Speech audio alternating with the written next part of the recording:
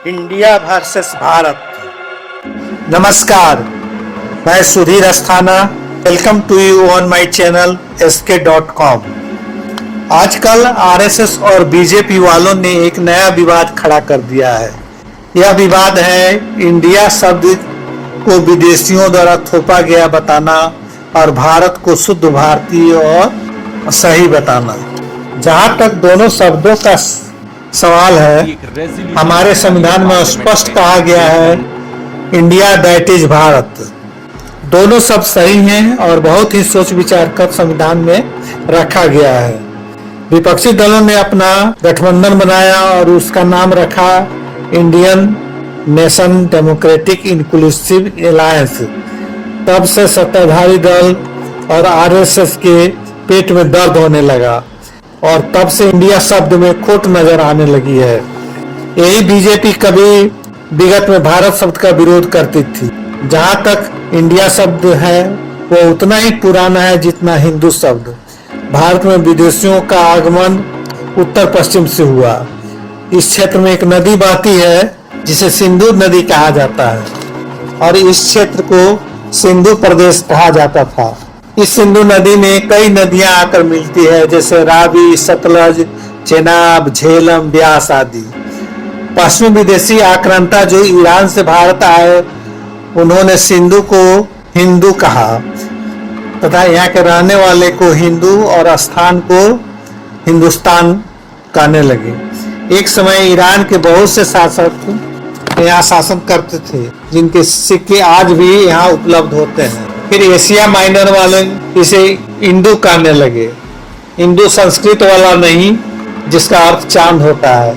Indu, Indus नदी, सिंध नदी को ही वे लोग इंडू कहते थे। फिर यूनान का विश्व विजेता कहलाने वाला अलेक्जेंडर भारत पर आक्रमण किया। उसने इस क्षेत्र को इंडस कहा और उसके साथ एक भ्रमणकारी मेगास्थनीज भारत आया। वह यहाँ के बारे में अपने पुस्तक इंडिका में इसका वर्णन किया है। इंडिका आज उपलब्ध नहीं है, पर उसके उल्लेख दूसरे प्राचीन ग्रंथों में मिलता है। धीरे धीरे भारत के बारे में अन्य दूसरे यूरोपीय देश जानने लगे और उन्होंने इस इंडस प्रदेश के लोगों को इंडियन कहना शुरू किया। पुराणों, महाभारत और वेदों में भरत वंश के राजा भरत की चर्चा है। इन सभी ग्रंथों की उत्पत्ति 7वीं 8वीं शताब्दी में, क्योंकि संस्कृत देवनागरी की उत्पत्ति के बाद अस्तित्व में आया, क्योंकि पहले ब्राह्मी लिपि थी और पाली भाषा प्रचलित थी।